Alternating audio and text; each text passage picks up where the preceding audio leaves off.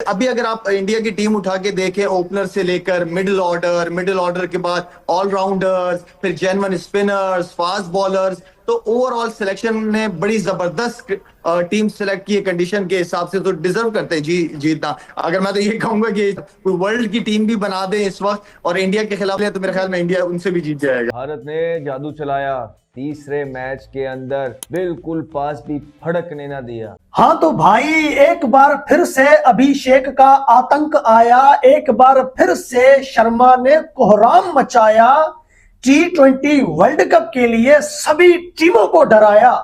क्या यार अभिषेक तेरा आतंक। सुना भाई, क्या धासु किस्म की यार अभिषेक शर्मा ने बैटिंग कर दी है।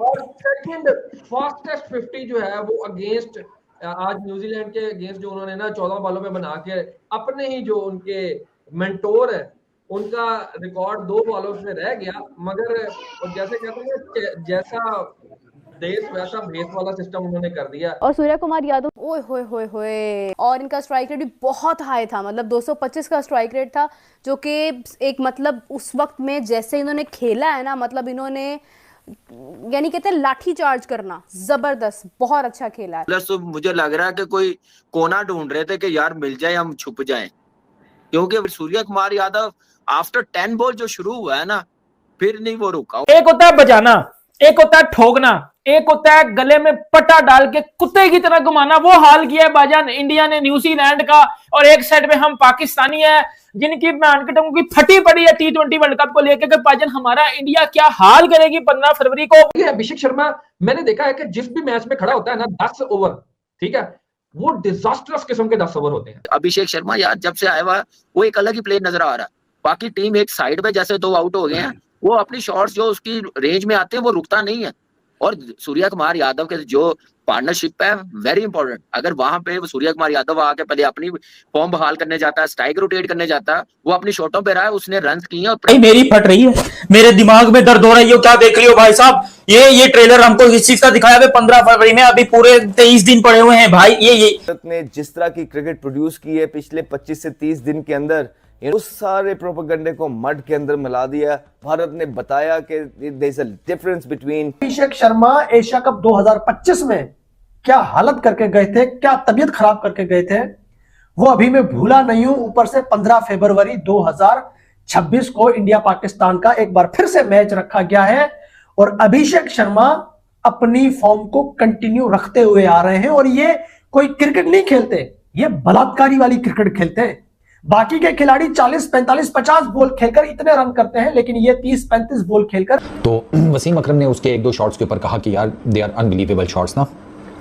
तो अभी मैं देख रहा था वसीम भाई को लोग कह रहे थे कि वसीम भाई आप भी ना बहुत ज़्यादा कर जाते हैं, क्या अनबिलीवेबल शॉट्स हैं। ठीक है, नॉर्मल है, आप एमीना कम बहुत चुप देते हैं। मतलब वसीम भाई को ट्रोल किया जा रहा था। इंडियन टीम से कोई नहीं रुकता, हर बॉल दे मार 4.5, हर दूसरी तीसरी बॉल बाउंड्री के पार। भाई क्या गेम है। और वो जो बॉक्सेस टिक करने थे ना, वो ऑटोमेटिकली ऐसे सही तरीके से हुए हैं। अब अगला मसला तो ये है ना, 15 फरवरी को पाकिस्तान का हमारा क्या होगा भाई। 15 फरवरी को इंडिया हमारी औकात किस तरह याद दिलाएगा भाई। शहीन शाह अफरीदी जिसने स्टेटमेंट दी थी कि 15 फरवरी को इंडिया को देख लेंगे, भाई इंडिया ने अपना जलवा दिखाना शुरू कर दिया।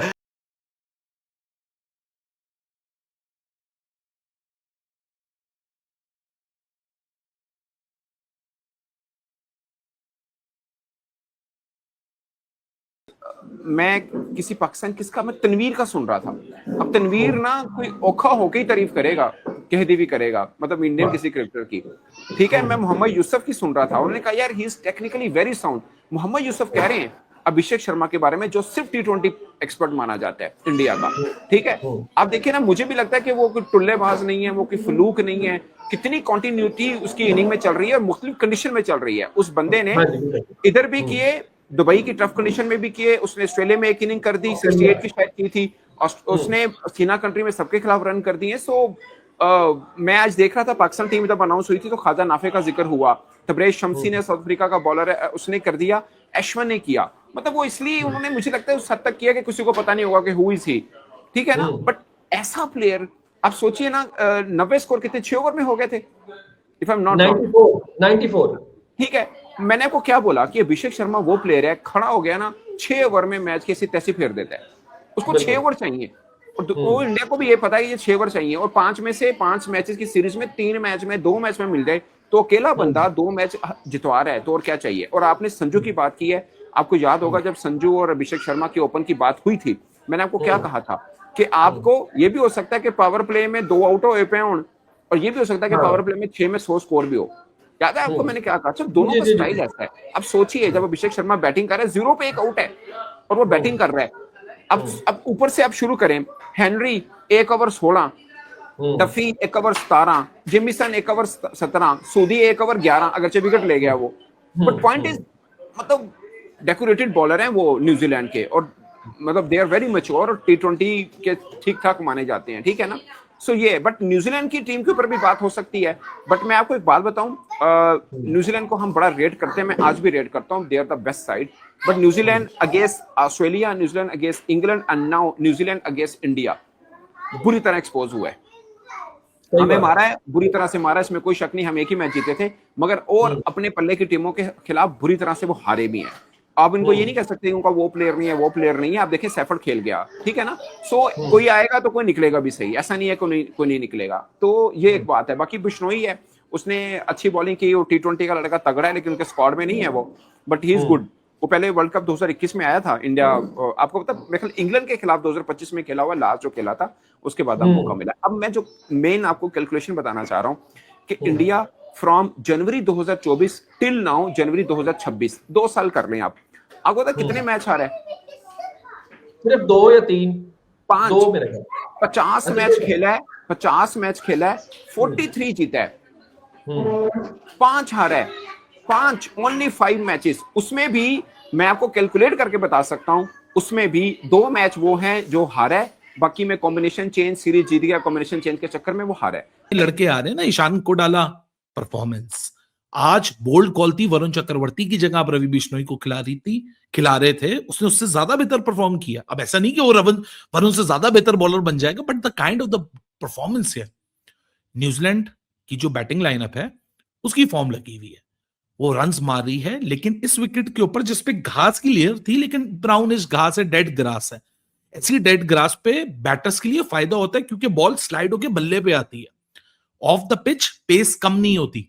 जसप्रीत बुमराह वाला बोल्ड याद करो जो उसने किया, उसमें बॉल की पेस ऑफ द विकेट कम नहीं हुई थी, यानी play to the wrong line और वो बोल्ड हुआ। क्या खूबसूरत बोल्ड था जिससे जसप्रीत बुमराह ने आज की शुरुआत की। तो एक तरफ था जसप्रीत बुमराह, एक तरफ था रवि बिश्नोई, और इस सबके बीच में एक ऐसा प्रॉब्लम है जो कि इंडिया काफी दिनों से एशिया कप से फॉलो होता हुआ आ रहा है, कैचिंग और ग्राउंड फील्डिंग।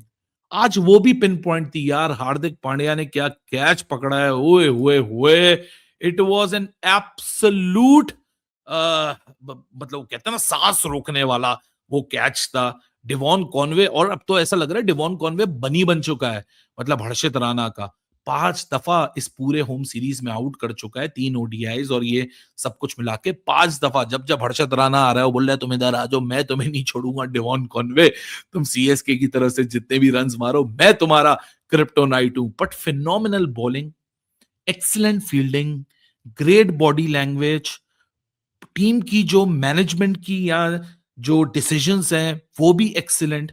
लेकिन लोग वो है ना कि हमारे यहाँ कीड़े निकालने के तो मास्टर हैं। लेकिन रवि बिश्नोई से शुरुआत करते हैं। जिस तरह रवि बिश्नोई ने आज अपने आप को पूरा पोस्ट किया, इस सब के बीच में he got done with the figures of 18 in 4 overs with 2 wickets. It was an excellent comeback. और जिस तरह मैंने पीछे बोला कि कुलदीप को ओवरशैडो करना सिर्फ स्टैट्स के पॉइंट ऑफ व्यू से नहीं, अपनी बॉलिंग की वजह से, great accuracy, bold wicket to wicket, occasional googly भी आ रही थी, कोई फ्रीबीज नहीं थी बैटर के लिए, और एक एक्सीलेंट किस्म का स्पेल रवि बिश्नोई ने प्रोड्यूस किया। अब जसप्रीत बुमराह की हम तारीफ करें तो वो तारीफ करना मेरे ख्याल से वही वाली बात हो जाती है कि बार बार रिपीटेड है, लेकिन आज again he has shown his class. कि पिछले गेम में रेस्ट करवा रहे थे तो लोगों ने बोला अभी इतना रेस्ट कर आ रहा है, ये है फला है, इसको क्या रेस्ट करने की जरूरत है। लेकिन जसप्रीत बुमराह 4 ओवर 17 रन 3 विकेटें, और फिर एक दफा वो अश्योरेंस इस बैटिंग सरफेस के ऊपर जाडयू का भी फैक्टर है, विकेट में कोई बॉलर्स के लिए ग्रेट असिस्टेंस मौजूद नहीं है, the kind of the line and the length he maintained, and वो वेनम जो है ना बुमराह की बॉलिंग में, वो आज फिर उसकी ग्लिम्पसेस नजर आई। 4 overs 17 wickets, 3 wickets, and out of those 4 overs यानी 24 बॉलों में से 11 बॉलें यहां डॉट थी, सिर्फ एक बाउंड्री कंसीड की है जसप्रीत बुमराह ने, और इसी तरह के हालात रवि बिश्नोई के भी थे कि एक बाउंड्री कंसीड की। लेकिन इस सबके साथ साथ ना हमने आज बुमराह की भी बात कर लेंगे, बिश्नोई की बात कर लेंगे, लेकिन हार्दिक पांड्या, मुझे लगता है कि पिछले भी T20 में और आज के T20 में भी हार्दिक पांड्या की अगर बात करें, he has been bowling like anything.